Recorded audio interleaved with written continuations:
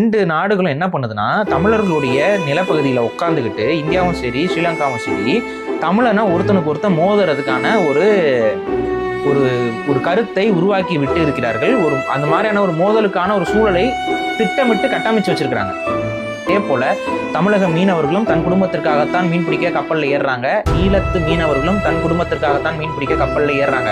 இவங்க 2 பேரும் இல்லை கொடுமையில கொடுமை, ஒரே இனம், ஒரே சாதி, ஒரே குடி, ஒரே நிலப்பரப்பு. உருவத்தில் வேறுபாடு இல்லை, மொழியில் வேறுபாடு இல்லை, இனத்தில் வேறுபாடு கிடையாது, குடியில் வேறுபாடு கிடையாது, தொழிலில் வேறுபாடு கிடையாது, வாழ்வியல் முறையில் வேறுபாடு கிடையாது. இருந்தாலும் இவனுங்க இன்னைக்கு அடிச்சுக்கிட்டு இருக்கானுங்க. காரணம் என்ன? ஏன்னா தமிழனாக சிந்திப்பதில்லை. இந்திய எல்லை பரப்பில் இருக்கக்கூடிய மீனவர்கள் இந்தியர்களாக சிந்திக்கிறார்கள். இலங்கை நிலப்பரப்புக்குள் இருக்கக்கூடிய மீனவர்கள் இலங்கை நபர்களாக சிந்தித்துக் கொண்டிருக்கிறார்கள்.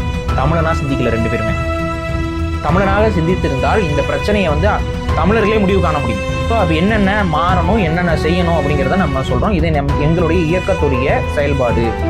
இது எங்களுடைய இயக்கம் எப்படி இந்த பிரச்சனையை அணுகுங்கிறதுக்கான செயல்பாடை தான் நான் வெளிப்படையாக இங்கே பேச போகிறேன். முதல்ல தமிழக அரசு பாட்டம் ட்ராலருங்கிற வலைகளை பயன்படுத்துவதற்கு கடுமையான தடைகளை கொண்டு வர வேண்டும். தமிழக அரசு கொண்டு வரணும். நம்ம தப்பு செஞ்சுட்டு இருக்கிறோம். நம்மளை தப்பு செய்யறதுக்கு இந்த அரசாங்கமும் அனுமதிக்குது. இதே உண்மையாகவே திராவிடம் இயற்கையை நேசிக்கக்கூடிய ஒரு கட்சியாக இருந்துச்சுன்னா அந்த திமுக அதிமுகலாம் என்ன பண்ணிப்பாங்க தெரியுமா? அடித்தள வலைகளை பயன்படுத்தக்கூடாது, பாட்டம் ட்ராலரை பயன்படுத்தக்கூடாது. ஏன் அப்படிங்கிற விழிப்புணர்வை தமிழக மீனவ இப்போ இன்னைக்கு நான் செய்யறேன்ல, இந்த விழிப்புணர்வு பிரச்சாரத்தை நாளைக்கு எங்கள் இயக்கம் செய்யும். எங்களுடைய இயக்கம் மீனவ கிராமங்களுக்கு உங்களுக்கு புரிதலை ஏற்படுத்தும். பேசுவோம், கொஞ்சம் கொஞ்சமாக எடுத்து காட்டுவோம், மீனவ இளைஞர்கள்ட்ட போட்டு காட்டுவோம்.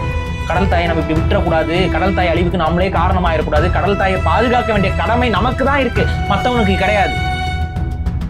அதை நம்ம இளைஞர்களுக்கு சொல்லி புரிய வைக்கணும்.